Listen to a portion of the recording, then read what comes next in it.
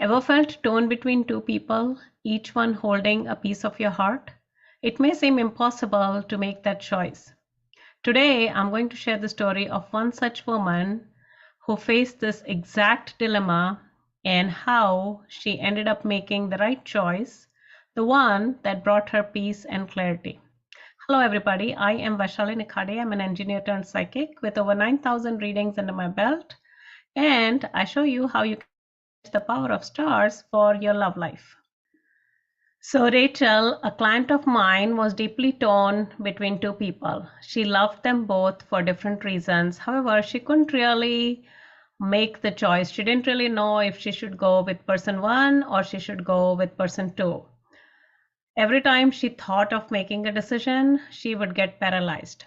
So when she came to me, I asked her or showed her how she could work with signs from the universe, and using the signs from the universe, she would get a definite answer. As soon as she started doing that and using signs from the universe, she got the answer, or maybe she knew what the final outcome would be. So if you are in such a situation, your goal is to be able to find this answer as quickly as possible so that you don't waste your time on the wrong person.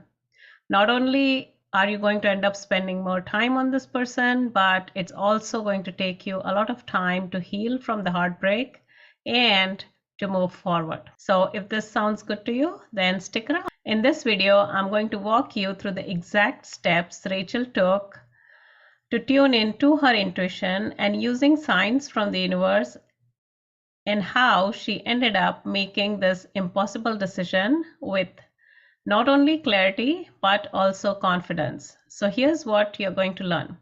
So the first part is reflecting on the core values and feelings.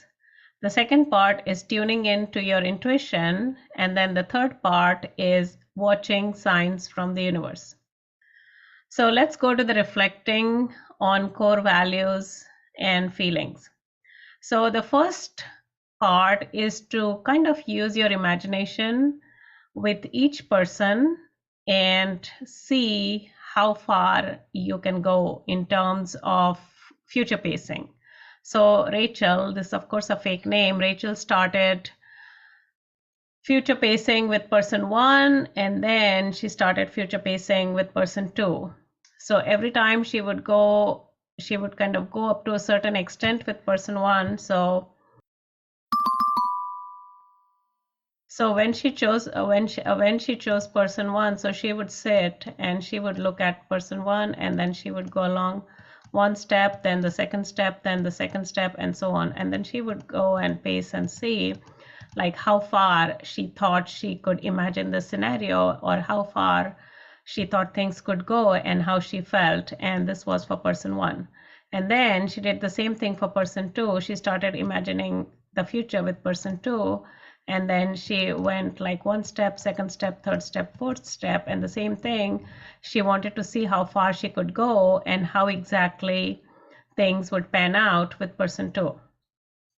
And usually when you do this exercise, you will find that person one and person two are going to give you different feelings, or maybe you can go with person one up to this level, and maybe with person two, you can go further out and you can keep going. However, in her scenario, she found that she couldn't really tell the difference.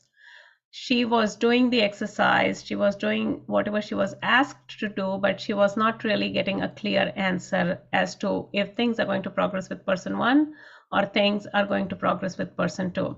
So this is the first exercise that you can do and see if you get an answer. This is only going to be a piece of your answer. We are going to look at 3 different methods, and the answers in all the 3 ways are going to come to one point, or they're going to point to one person. You'll never really have a situation where they would point to 2 people. So, well, not most of the time anyway. So after doing this exercise, since she did not get any clarity in terms of moving forward, we had to move on and we had to do exercise number 2. So The second one was listening to intuitive guidance. So intuition is more a sense of the spirit, and by listening to your intuition or by tapping into your intuition, you will be able to get a neutral perspective as to where things are headed. In case of Rachel, it was if person one is going to move forward with her or person two is going to move forward with her. She didn't really know if things are going to fall apart with person one or things were going to fall apart with person two. And she didn't really know if like which one was going to be the lasting relationship that she was looking for. So by tapping into your intuition, you can get an idea of which person is going to get you to the finish line. So how exactly do you do it? The easiest way to do it would be in terms of meditation. So essentially you would kind of sit in meditation, and it's more of a clairvoyant meditation. You would sit in meditation and then you would look at person one. So essentially just close your eyes and look at person one. And depending on how well developed your intuition is, you're going to find that you will get some sort of guidance. Essentially, it's intuitive guidance in terms of, let's say that your clairvoyance is very developed, then essentially you will get some sort of images which are going to show you how things are going to pan out with person one. If your clairaudience is more developed, then essentially you're going to get voices or sounds not at a human frequency that are going to tell you how things are going to move with person two or person one or both. Actually, you do it for person one and then you do it for person two. So essentially, you would get guidance for both the people. And then you can compare what was it that you saw for person one and what was it that you saw for person two. Once you get those answers, then you can kind of write those answers down, and that is going to be another piece of data for you. So the first part was imagination. The second part is using the intuitive guidance. So you can do this exercise, you can do the meditation, and you can essentially figure out as to where things are going to head. This is going to usually work well if your intuition, if you've used your intuition before or you have flexed this muscle before. It's just like running. If you've never run before and I ask you to run 5 miles, you're going to find it very, very difficult. But if you've already been running 2-3 miles, then 5 miles is just like a little bit of a stretch, so you can do it. So the intuition works the same way. If you've been working with your intuition and if you've developed it, then you're going to find it a lot easier to be able to get the answer. So this is strategy number 2. So the third one is observing signs from the universe. So let's say that your intuition is not really well developed and now you still want to do this exercise. So now you're going to observe signs from the universe. So how exactly are you going to do it?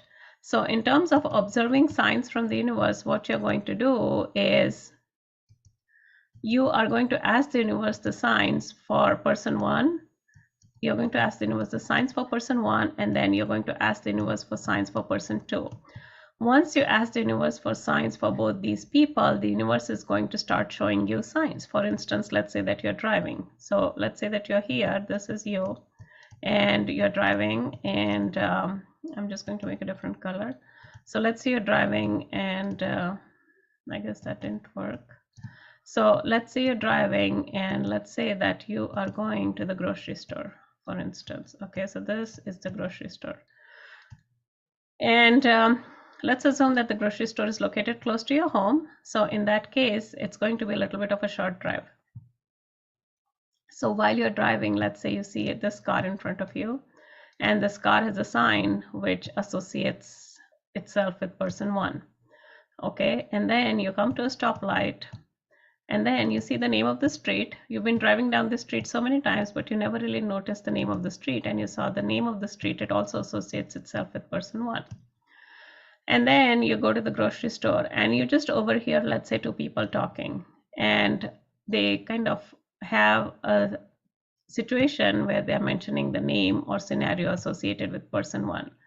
So now the universe is kind of giving you hints about person one.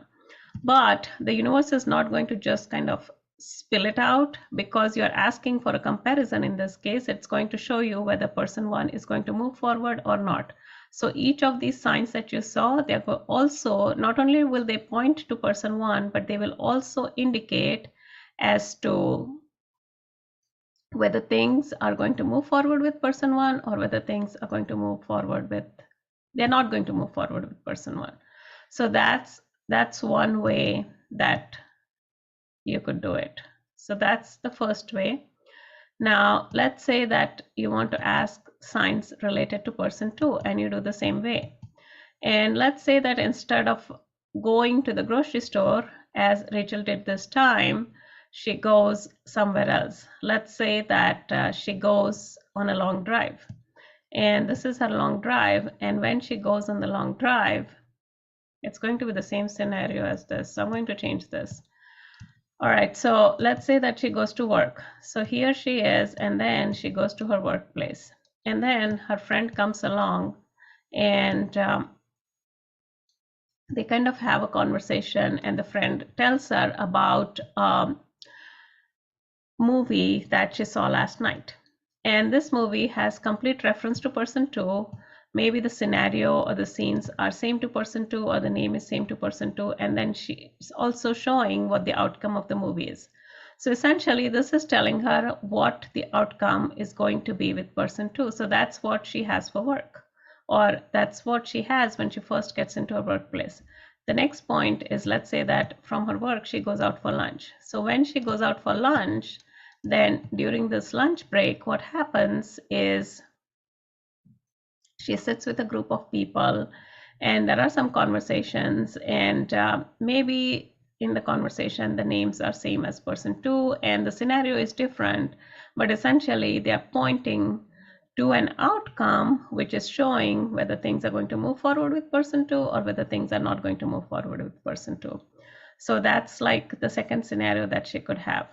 And then maybe she receives a text message, and the text message is kind of telling her something associated with person two, and essentially she's going to find out whether things are going to move forward with person two or they're not going to move forward with person two. So that is how you can ask for signs from the universe, and all the signs are going to point in the same direction, meaning that the signs for person one, they're going to say either yes, yes, yes, or no, no, no kind of a thing. And similarly, the signs for person two are going to say yes, yes, yes, or no, no, no. And this way, they're going to be very distinct. This is a real life scenario which played out, and she shared with me each and every sign, and each and every sign was very distinct, and she was in disbelief because with one of them, things had moved forward a lot more, yet the universe was showing that nothing was going to happen. And that was what was very compelling, because we were kind of both, we were actually joking about it and said that it would almost take an act of God for things to fall apart, and they did. And this is how the universe is going to show you signs. Now, you may just argue that, oh, what if this sign is like that, or this sign is like that, and oh, it's not here, it's not there, kind of a thing. So that could be, you can attribute that to human error, meaning that there would be error in terms of human interpretation. There could be bias in terms of human interpretation, but the signs by themselves, they wouldn't really be wrong. So that is how you can use signs from the universe to clarify what the outcome of the situation is going to be. So we looked at three different things. The first one we looked at was using your imagination and sort of future pacing. The second one was using your intuition and kind of seeing what messages your intuition is giving you. And then the third one is more of using the signs from the universe. And all of these three strategies are going to help you point in the same direction, which means that they're going to give you a definite outcome as to whether things are going to move forward with person two or they are going to move forward with person one. So that's how you can do this exercise, or you can use these strategies. Sometimes what may happen is you may just use one of them and you'll find that the answer is so clean and clear that you don't really need to do any one of them. But let's say that for some reason you don't get a clear answer from one, or you're unsure, then you can move on and do all the three. So this is how you can use signs from the universe to figure out if you're torn between two people. Now, what happens if your head is saying one thing and your heart is saying another thing? It's almost as though your head and heart don't agree, and your logic is saying, oh, you shouldn't really move forward, and your heart is like feeling so many emotions and it doesn't really know what to do. So how do you go about in that case? So this is what I'm covering in my next video. So I'll see you in my next video.